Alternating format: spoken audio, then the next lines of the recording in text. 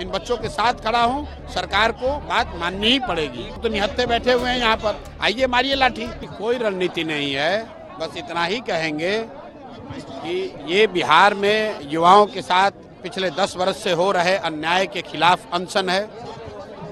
ये उस अहंकारी सरकार के खिलाफ अनशन है जिसके मुखिया नीतीश कुमार ने पिछले 15 दिन से धरने और अनशन पर बैठे हुए बच्चों से मिलना भी गवारा नहीं समझा, जबकि बच्चों ने सामने से कहा कि अगर मुख्यमंत्री एक बार मिल लें और मिलकर कह दें कि हम एग्ज़ाम नहीं करा सकते हैं तो हम लोग अपना आंदोलन वापस ले लेंगे।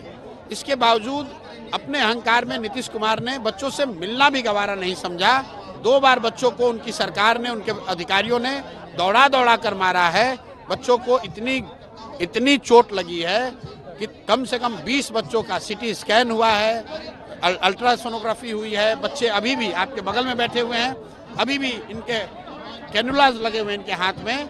इसके बावजूद अगर सरकार बिल्कुल मूक और बधिर बनी हुई है तो उसको जगाने का एक ही रास्ता है, हम जैसे लोगों को खड़ा होकर यहाँ पर सरकार के खिलाफ आवाज़ उठानी पड़ेगी। इसलिए मैं आमरण अनशन पर बैठा हुआ हूँ, इन बच्चों के साथ खड़ा हूँ। सरकार को बात माननी ही पड़ेगी। ये कैसा इंडेफिनिट हंगर स्ट्राइक होगा, ये कैसा रहेगा ये स्ट्राइक जो भाई आमरण अनशन है, यहाँ बैठे हुए हैं।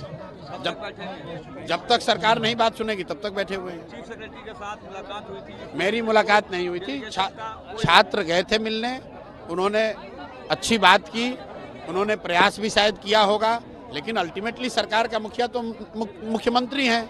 मुख्य सचिव ने जो अपने उनके स्तर से हो सकता था शायद प्रयास किया, नहीं हुआ।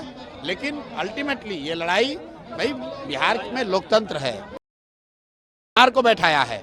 ये लड़ाई किसी बीपीएससी अधिकारी के खिलाफ नहीं है, ये मुख्य पुलिस के खिलाफ लड़ाई नहीं, ये लड़ाई बिहार के युवाओं और बिहार की सरकार के बीच का है। चौधरी ने कहा कि बीपीएससी एक इंडिपेंडेंट बॉडी है, फ्री हैंड है गवर्नमेंट की तरफ से उनको। बिल्कुल ठीक बात है। ये बताइए कि 2015 में नीतीश कुमार गांव-गांव में घूमकर उन्होंने कहा कि बेरोजगार युवाओं को 1000 रुपये का भत्ता मिलेगा।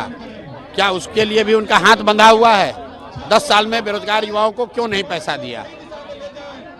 पिछले 10 साल में जितने पेपर लीक हुए उसमें अभी तक किसी भी शिक्षा माफिया या किसी भी अधिकारी के खिलाफ कार्रवाई नहीं हुई। क्या उसमें भी उनके हाथ बंधे हुए हैं? बिहार में डोमिसाइल नीति नहीं लागू है, जिसकी वजह से आधे से ज़्यादा नौकरी, जो थोड़ी बहुत नौकरी उपलब्ध है वो भी बिहार के बाहर के लड़कों को मिल रही है। क्या उसमें भी उनके हाथ बंधे हुए हैं? क्या बच्चों पर लाठी चलवाना भी उनकी मजबूरी थी? अगर थी तो जिनका भी आप नाम ले रहे हैं वो कैमरे पर आकर कहे कि बच्चों को मरवाना जरूरी था, और अगर जरूरी था तो जनता को तय करने दीजिए। आज भी लाठी चल सकती है, चलने दीजिए। भाई बैठे हुए हैं सामने यार, हम लोग क्या कर रहे हैं? हम लोग तो निहत्थे बैठे हुए हैं यहाँ पर, आइए मारिए लाठी, हम लोग देखेंगे।